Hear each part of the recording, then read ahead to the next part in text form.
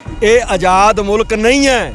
ਇਹਦੇ ਵਿੱਚ ਅੱਡ-ਅੱਡ ਕੌਮਾਂ ਗੁਲਾਮ ਕਰਕੇ ਰੱਖਿਆ ਗਿਆ ਹੈ। ਜਿਸ ਜਗ੍ਹਾ ਤੇ ਬੈਠ ਕੇ ਕਦੇ ਔਰੰਗਜ਼ੇਬ ਨੇ ਜ਼ੁਲਮ ਕੀਤਾ, ਅੱਜ ਮੋਦੀ ਕਰ ਰਿਹਾ, ਕੱਲ ਇੰਦਰਾ ਗਾਂਧੀ ਕਰ ਰਹੀ ਸੀ, ਉਸ ਤੋਂ ਅੱਗੇ ਉਹਦਾ ਪੁੱਤ ਕਰ ਰਿਹਾ ਸੀ। ਇਹ ਮੁਲਕ ਝੂਠ ਬੋਲਦਾ ਹੈ ਕਿ ਇੱਥੇ ਕਾਨੂੰਨ ਦੇ ਉੱਤੇ ਰਾਜ ਕੀਤਾ ਜਾਂਦਾ ਹੈ। ਨਹੀਂ, ਇੱਥੇ ਬਹੁ ਗਿਣਤੀ ਦਾ ਰਾਜ ਕਰਦਾ ਹੈ। ਇੱਥੇ ਗਿਆਨ ਗੋਦੜੀ ਢਾਲ ਦਿੱਤਾ ਜਾਂਦਾ ਹੈ। ਇੱਥੇ ਮੰਗੂ ਮੱਠ ਢਾਲ ਦਿੱਤਾ ਜਾਂਦਾ ਹੈ। ਇੱਥੇ ਸਾਡੇ ਅੰਦਰ ਬੈਠੇ ਨੇ ਸਾਡਾ ਦਰਬਾਰ ਸਾਹਿਬ ਢਾਲ ਦਿੱਤਾ ਜਾਂਦਾ ਹੈ ਕਿ ਸਿੱਖ ਮਰ ਜਾਣਗੇ, ਗੁਲਾਮੀ ਨਹੀਂ ਬਰਦਾਸ਼ਤ ਕਰਨਗੇ। ਤੁਸੀਂ ਸਾਡੇ ਬੱਚਿਆਂ ਨੂੰ ਅੰਦਰ ਰੱਖ ਕੇ ਈਨ ਮਨਾਉਣ ਦੀ ਕੋਸ਼ਿਸ਼ ਕਰ ਰਹੇ ਹੋ। ਈਨ ਨਹੀਂ ਮੰਨਾਂਗੇ, ਇਹ ਦੱਸਣ ਆਏ ਆ, ਕੋਈ ਮੰਗਣ ਨਹੀਂ ਆਏ। ਹੁਣ ਕਰੋਨਾ ਦੇ ਟਾਈਮ ਤੇ ਮੋਦੀ ਨੇ ਆਪਣੇ ਹੀ ਲੋਕ ਮਾਰਤੇ ਸੜਕਾਂ ਤੇ। ਕਿਹੜੇ ਮੋਦੀ ਨੇ ਦਿਖਾਇਆ? ਦੁਨੀਆ ਭਰ ਨੇ ਆਪਣੀਆਂ ਪਰਸਨਲ ਵੀਡੀਓਜ਼ ਦਿਖਾਈਆਂ।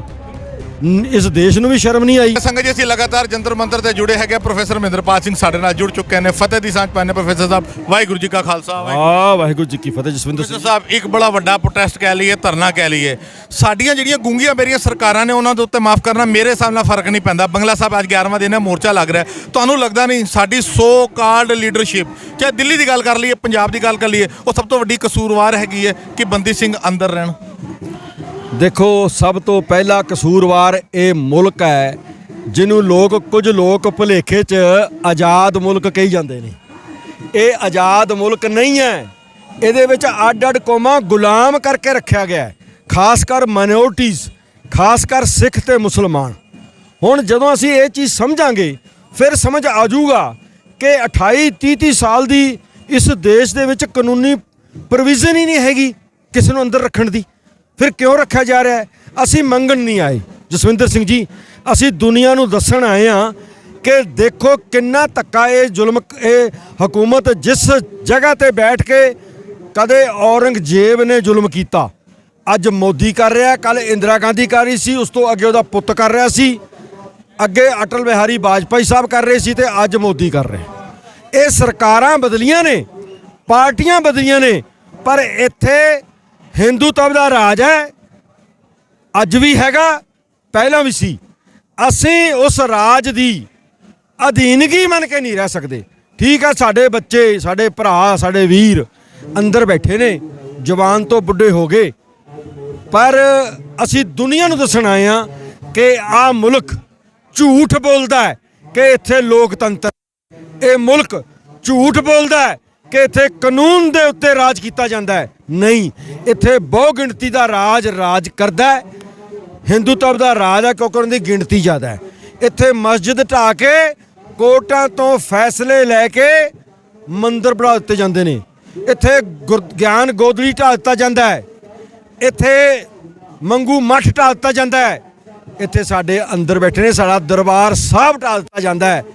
ਤੇ ਜੇ ਕੋਈ ਸਾਡੇ ਬੰਦੇ ਜ਼ਾਲਮਾਂ ਨੂੰ ਮਾਰਦੇ ਨੇ, ਚਾਹੇ ਉਹ ਇੰਦਰਾ ਗਾਂਧੀ ਹੈ, ਚਾਹੇ ਉਹ ਬੇਅੰਤ ਸਿੰਘ ਹੈ, ਚਾਹੇ ਉਹ ਵੈਦਿਆ ਹੈ ਜਾਂ ਹੋਰ, ਤਾਂ ਉਹਨਾਂ ਨੂੰ ਕਾਨੂੰਨ ਤੋਂ ਬਾਹਰ ਜਾ ਕੇ ਕੈਦੀ ਬਣਾ ਕੇ ਰੱਖਿਆ ਜਾ ਰਿਹਾ ਹੈ। ਅਸੀਂ ਆਪ ਜੀ ਦੇ ਮਾਧਿਅਮ ਰਾਹੀਂ ਦੁਨੀਆ ਨੂੰ ਦੱਸਣਾ ਚਾਹੁੰਦੇ ਹਾਂ ਕਿ ਸਿੱਖ ਮਰ ਜਾਣਗੇ, ਗੁਲਾਮੀ ਨਹੀਂ ਬਰਦਾਸ਼ਤ ਕਰਨਗੇ। ਤੁਸੀਂ ਸਾਡੇ ਬੱਚਿਆਂ ਨੂੰ ਅੰਦਰ ਰੱਖ ਕੇ ਈਨ ਮਨਾਉਣ ਦੀ ਕੋਸ਼ਿਸ਼ ਕਰ ਰਹੇ ਹੋ।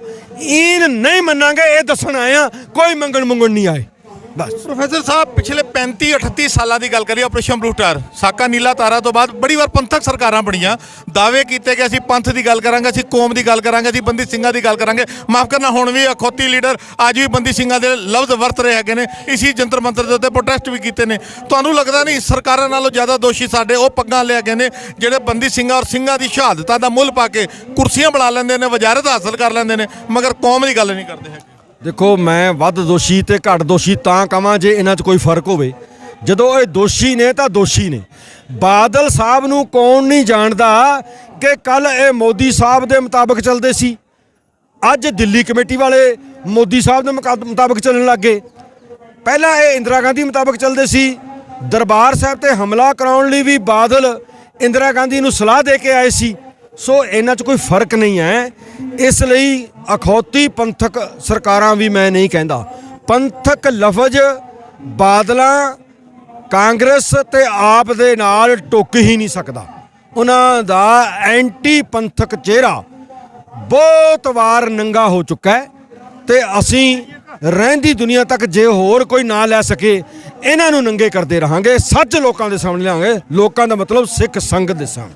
ਹੱਲ ਕੀ ਹੈ? ਕਦ ਤੱਕ ਪ੍ਰੋਟੈਸਟ ਹੁੰਦੇ ਰਹਿਣਗੇ? ਬੰਗਲਾ ਸਾਹਿਬ ਧਰਨਾ ਚੱਲ ਰਿਹਾ, ਅੱਜ ਤੁਸੀਂ ਇੱਧਰ ਆਏ ਹੋ, ਉਚੇਚਾ ਸਾਰੇ ਪੰਜਾਬ ਦੇ ਨੌਜਵਾਨ ਬਜ਼ੁਰਗ ਸਾਰੇ ਆਏ ਹੈਗੇ ਨੇ, ਬੰਗਲਾ ਸਾਹਿਬ ਦੇ ਅੰਦਰ ਵੀ ਮੋਰਚਾ ਚੱਲ ਰਿਹਾ, ਮਗਰ ਕੀ ਗੂੰਗੀ ਬੇਰੇ ਸਰਕਾਰਾਂ ਹੀ ਜੇ ਧਰਨਿਆਂ ਦੇ ਨਾਲ ਉਹਨਾਂ ਨੂੰ ਫਰਕ ਪਏਗਾ? ਧਰਨੇ ਲਾਉਣਾ ਦੁਨੀਆ ਨੂੰ ਦੱਸਣਾ ਹੁੰਦਾ ਹੈ ਟਾਈਮ ਟੂ ਟਾਈਮ ਕਿ ਅਸੀਂ ਕਿਹੜੇ ਧੱਕੇ ਦੇ ਸ਼ਿਕਾਰ ਹੋ ਰਹੇ ਹਾਂ। ਜਿਹੜੀਆਂ ਕੌਮਾਂ ਮਰ ਜਾਂਦੀਆਂ ਉਹ ਚਾਹੁੰਦੇ ਅਸੀਂ ਚੁੱਪ ਕਰ ਜਾਈਏ, ਚੁੱਪ ਕਰ ਜਾਈਏ ਤੇ ਉਹਨਾਂ ਦੇ ਗੁਲਾਮ ਹੋ ਜਾਈਏ। ਅੱਜ ਅਸੀਂ ਚੁੱਪ ਕਰ ਜਾਾਂਗੇ, ਕੱਲ ਅਸੀਂ ਗੁਲਾਮ ਹੋ ਜਾਾਂਗੇ।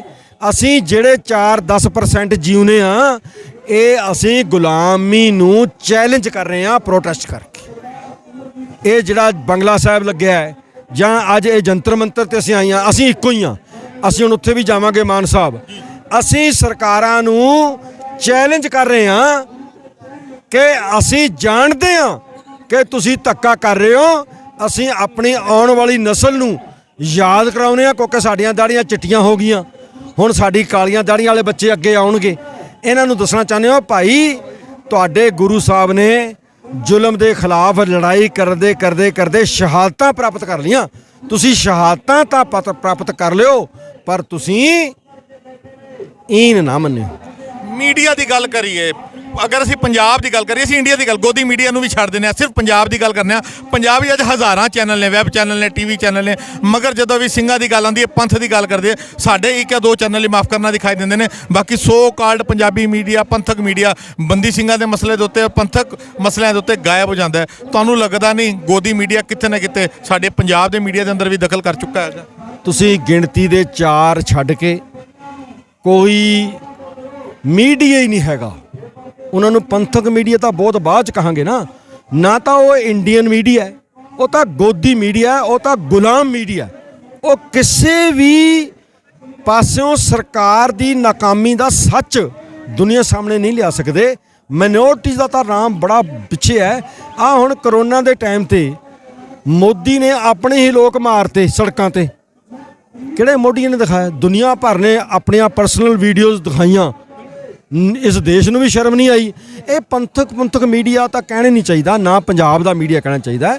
ਇਹ ਤਾਂ ਕਾਰਪੋਰੇਟਸ ਦਾ ਗੁਲਾਮ ਮੀਡੀਆ ਹੈ। ਜਿੰਨੇ ਮੀਡੀਆ ਹਾਊਸਿਸ ਨੇ ਇਹ ਸਾਰੇ ਗੁਲਾਮ।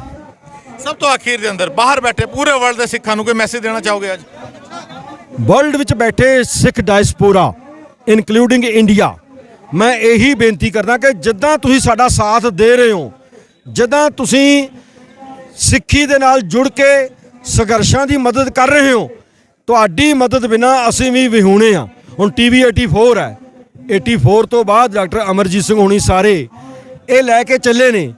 ਇਹੋ ਜਿਹੇ ਸਿੱਖ ਜਿਹੜੇ ਦੁਨੀਆ ਭਰ 'ਚ ਰਹਿੰਦੇ ਨੇ, ਉਹਨਾਂ ਨੂੰ ਬੇਨਤੀ ਹੈ ਕਿ ਵਾਹਿਗੁਰੂ ਤੁਹਾਡੇ ਤੇ ਕਿਰਪਾ ਰੱਖੇ। ਤੁਸੀਂ ਕੌਮ ਦੀ, ਮਨੁੱਖਤਾ ਦੀ, ਸੱਚੇ ਪਾਤਸ਼ਾਹ ਦੀ ਸੋਚ ਦੀ ਪਹਿਰੇਦਾਰੀ ਕਰਨ ਵਾਲੇ ਲੋਕਾਂ ਦਾ ਇਸੇ ਤਰ੍ਹਾਂ ਸਾਥ ਦਿੰਦੇ ਰਹੋ।